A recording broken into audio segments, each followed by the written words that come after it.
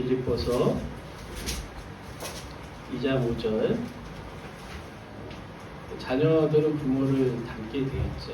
우리는 누군가를 닮게 돼 있는데 꼭 부모뿐만이 아니라 우리가 존경하는 사람을 닮는 것 굉장히 중요하죠. 신앙이란 우리가 우리 삶도 그렇지만 신앙이란 필연적으로 누군가를 닮아가는 모습이 있을 수밖에 없습니다.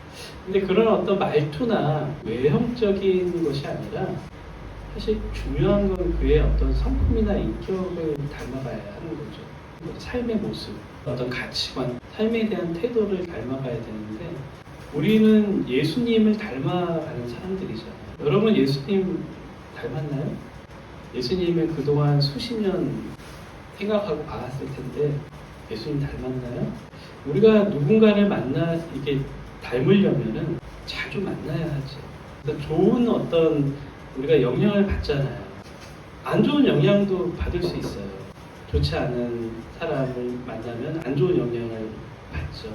내가 누구를 자주 만나냐에 따라서 틀려지는 거죠. 우리 인생에서 누구를 스승으로 삼냐에 따라서 우리의 그 삶이 달라질 수밖에 없는 거죠.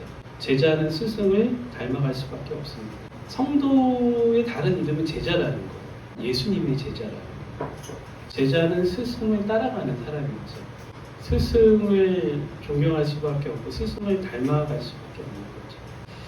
닮아가는 것은 하루아침에 되는 게 아니에요. 신앙은 하루아침에 이루어지는 게 아니에요. 오랜 시간이 걸립니다. 물론 우리 구원의 영역은 단번에 이루어질 수 있어요. 예수 그리스도의 은혜로 우리가 그분께 죄사함을 받으면 단번에 우리의 영적 신분은 달라집니다. 근데 신앙의 성숙도는 다른 거예요. 닮아가야 되는데 우리가 닮는 거는 시간 오래 걸리죠. 우리 크리스천의 삶은 예수님의 스승으로 둔 삶이죠. 션이 그렇게 할 수 있는 거는 그의 스승이 예수님이기 때문에 선한 가치, 아름다운 삶, 우리 선을 추구하는 우리 교회가 선의 교회잖아요. 예수 그리스도의 그 선한 가치를 추구하는 교회. 우리가 닮아가야 하는 예수님은 어떤 분이실까? 우리가 닮아가려면 알아야 되잖아요. 애써야 되고 알아야 되고 자꾸 묵상해야 되고 그분을 생각해야 되고 그분은 제자들과 있을 때 사람들과 있을 때 얼굴 표정이 어땠을까? 상상해보고 그분은 도대체 어떤 삶을 살았을까? 머리둘 곳조차 없는 가난하신 분이었는데 그분은 그걸 어떻게 견디셨을까? 많은 사람들의 수모와 조롱 속에서 그걸 어떻게 감당하셨을까? 우리 예수님의 마음 도대체 무엇이었을까? 예수님이 심령이 가난한 자는 복이 있다고 하셨는데 애통하는 자는 복이 있다고 하셨는데 온유한 자는 복이 있다고 하셨는데 예수님이 하신 말씀과 그분의 삶을 매일매일 묵상해 보는 거죠. 우리도 사실은 내려놓는 게 굉장히 힘듭니다. 우리는 비로소 내려놓을 때 굉장히 행복감을 경험합니다. 인생의 자유함을 경험하게 됩니다. 근데 우리는 자꾸 높은 곳으로 올라가려고 해요. 자꾸 더 많은 재물을 쌓으려고 하고 더 많은 소유를 가지려고 합니다. 그런데 그것이 끝이 없어요. 결코 끝나지 않습니다. 우리가 재물을 탐하고 소유욕을 갖기 시작하면 그건 끝이 없어요. 쌓아도 끝이 없습니다. 왜냐하면 끝이 없는 그 쳇바퀴를 도는 그 다람쥐처럼 우리는 계속 허황된 것을, 헛된 것을 추구하면서 계속 돌아가는 거예요.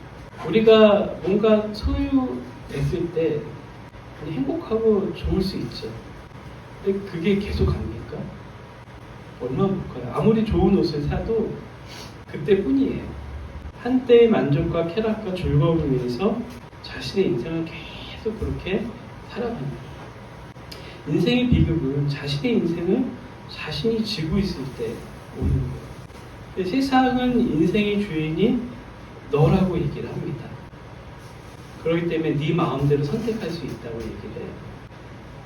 내가 행복하다면 내가 원하는 삶을 살아라 이렇게 얘기를 합니다. 그런데 성경은 우리가 우리 인생이 주인이 될 때 타락하게 된다고, 그리고 우리가 영적으로 병들게 된다고 얘기를 합니다. 우리가 우리 인생의 주인이 될 수가 없어요. 왜냐하면 우리를 지으신 분이 있기 때문에. 우리는 구원의 문제에 있어서 우리 스스로가 그 문제 해결할 수 없는 존재예요. 그러니까 우리는 내 인생의 주인이 자신이 아니라는 것을 철저히 깨달아야 합니다. 우리가 우리 인생의 주인이 되는 순간 우리는 뭔가 굉장히 큰 거를 잃어버리게 되는 거죠. 예수님은 가장 높은 자리를 포기하시고 가장 낮고 천한 자리까지 내려오신 분이세요. 근데 우리 나름대로 자꾸 뭔가 내려놔야 할 부분들이 있어요. 우리가 상담에서도 인생의 비극은 당위에서 온다 그러잖아요. 반드시 뭔가 해야 한다. 그 당위성에서 정책적인 문제가 온다고 그래요. 근데 인생의 길은 수십 가지, 수백 가지거든요. 근데 어떤 당위성을 가지면 굉장히 고통스러워집니다. 요즘 우리 아이들이 의대에 가야만 한다. 그 당위성을 갖고 사는 애들이 얼마나 많습니까? 높은 자리를 포기하신 분, 가장 높은, 하나님의 자리보다 더 높은 곳이 있을까요? 가장 높은 곳에서 인간 중에서도 가장 낮은 말구에서 태어나신 예수님. 인간의 행복은 내려놓으면서 시작된다는 것을 성경은 보여주고 있습니다. 우리가 내려놓지 못하면 우리는 불행해질 수밖에 없어요. 우리는 얼마큼까지 내려놓을 수 있을까? 물론 젊은 세대에게 이 말은 전혀 먹히지 않을 수 있어요. 근데 젊을 때 우리가 해야 되는 게 싸움이에요. 난 예수님을 닮아갈 것인가? 아니면 세상에 믿지 않는 사람을 닮아갈 것인가? 자꾸 닮아가야 하는 거죠. 대림절은 예수님을 기다리는 절기입니다. 예수님이 오실 때 누구를 찾으실 것인가? 예수님과 닮은 사람들을 찾지 않겠습니까? 어디에 있어도 수백 명의 사람들 속에 섞여 있어도 내 새끼는 찾지 않아요. 왜냐하면 나랑 닮았기 때문에. 우린 예수 공동체입니다. 예수 닮아가려고 애쓰고 사모하고 서로를 돕는 공동체예요. 그 어떤 이유로 모여서도 안 됩니다. 교회는 내 뜻을 관찰하려는 집단도 아니에요. 그래서 교회에 어떤 영향력 있는 한 사람이 평신도가 오면 안 돼요. 교회에서 자기의 영향력을 행사하려고 하면 그때부터 문제가 생기기 시작합니다. 그저 예수님 닮아가려고 해야 하는 거예요. 그게 교회의 본질입니다. 서로 사랑하고 용납하고 용서하고 관용을 베풀고 예수님 중심으로 내 삶을 재구성하려고 하는 사람들의 모임이 교회예요. 내 삶을 예수님 중심으로 다시 재구성해야 하는 거죠. 우리가 이곳에 있을 때 예수님 함께 하십니다. 지금도 그분은 내 삶의 주인이 되고자 하십니다. 우리가 조금 더 내년 성탄을 준비하면서 내가 그분을 좀 더 닮아가려고 하는 삶이 되시기를 축원합니다. 지금 우리 함께 기도합니다.